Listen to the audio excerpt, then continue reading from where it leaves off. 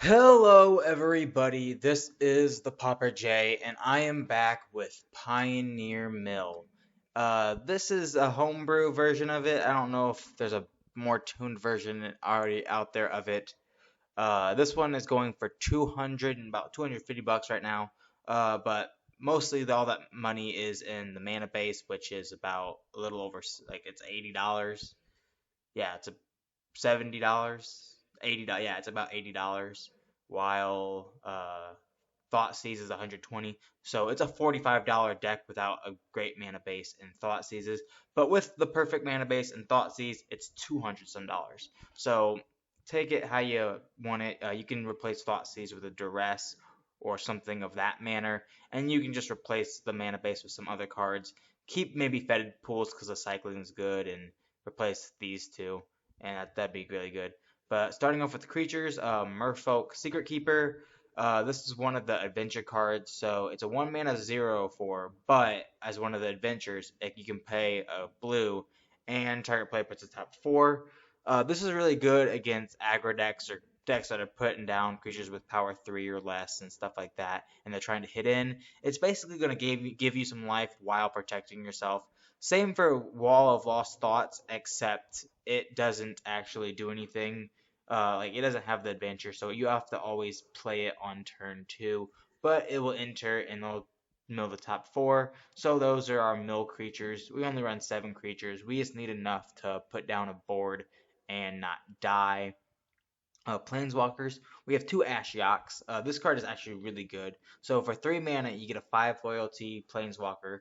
Spells and abilities your opponents control can't cause their controller to search their library. If fetch lands were in the format, this card would be amazing. It'd be an all-star, but it isn't. So this card is just for, well, it does stop stuff like Evolving Wilds, and it stops the more expensive fetch land that grabs basics. So that's good, but also it has target player put the top 4 cards of their library into their graveyard, and then it exiles their graveyard. So this is gonna stop. It's a main deck answer to graveyard decks. You're gonna run another 2 of these in your sideboard, and maybe even a leyline, and you should be good against the graveyard decks. Narset, Parter of Veils. This combos off with Dark Deal.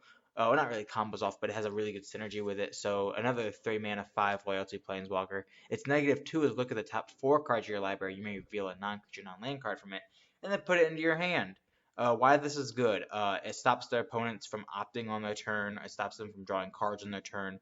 But also, when you pair it with Dark Deal, which is a mainstay in the deck, each player discards all the cards in the hand and draws that many cards -1.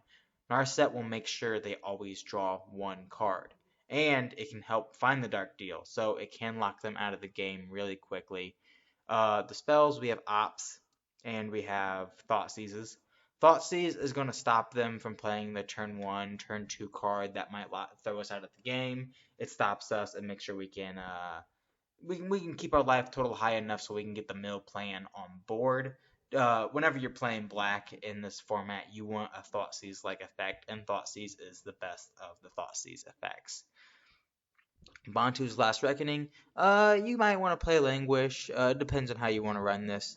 Um, but for 3 mana, destroying all the creatures on board, even though we have a couple creatures as our own, we already get the value out of them, isn't bad. This is good against the go wide creature decks, aggro decks. What this isn't good against is the fact that there is Smuggler's Copter and Heart of Kieran and stuff like that in the format.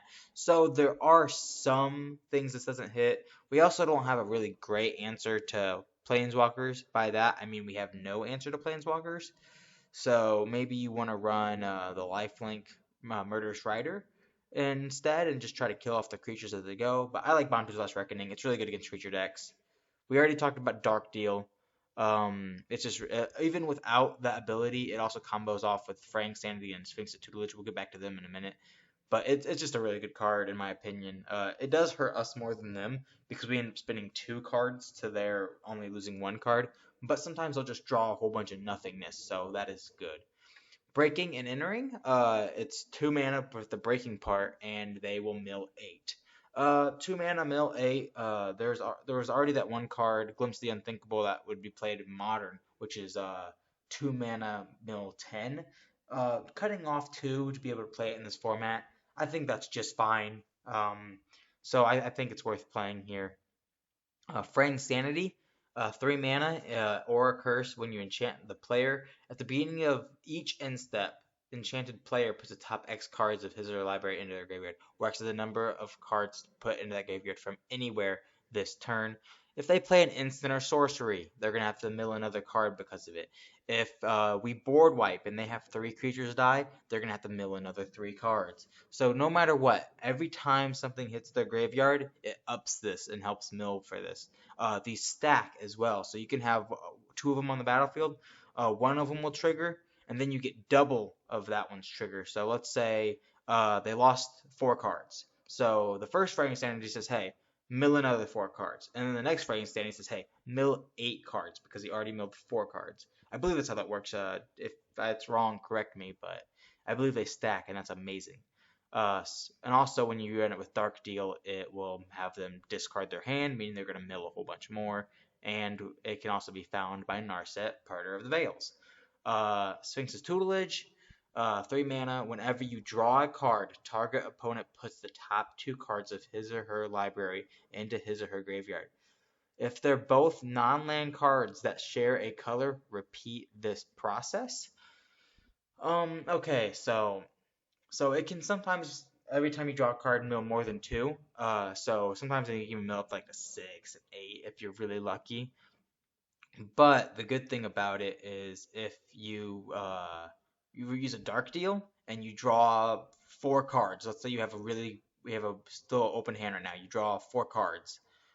Sphinx's Tutelage is going to have them mill at least 8 cards, if not more. The 6 mana ability to draw a card and then discard a card won't come up often, but if we are mana flooding, it will allow us to move through our deck and find the cards that we need. And all of these cards so far, except for the creatures and the lands, are findable by Narset, meaning that Narset actually is a mill card in a way because it will draw us into mill cards. It will draw us into the cards we need. Although it isn't technically drawing, so it does not trigger the Sphinx's Tutelage. The only cards that trigger Sphinx's Tutelage is Dark Deal and Opt, which you might not think is a good idea, but Sphinx's Tutelage also triggers off your draw each turn. So eventually Sphinx's Tutelage will get you there if not removed. The lands, we got Drowned Catacomb, enters the battlefield tapped unless you control an island or a swamp. All of our lands are islands or swamps. Um, we need our black mana. We don't. Ashiok can be played without black mana, but stuff like Breaking and Entering and Dark Deal and Bontu's Last Reckoning and Thoughtseize we need our black mana for. Fetid Pools, so this thing can cycle, so this actually helps with the Sphinx's Tutelage as well. So if you are flooding on lands, you can go ahead and cycle this away. It might trigger the Sphinx's Tutelage, and it might mill them 2 to 4 with the Sphinx's Tutelage out. So Sphinx's Tutelage turns this land into a mill card when you need it to be a mill card. 10 islands because we need untapped sources, and most of our cards are blue anyways. And then a playset of Watery Grave. So let me tell you this. I don't think this deck is super competitive. I think it's a really fun version of Mill, but I don't think it's super competitive. There's different ways you could play this.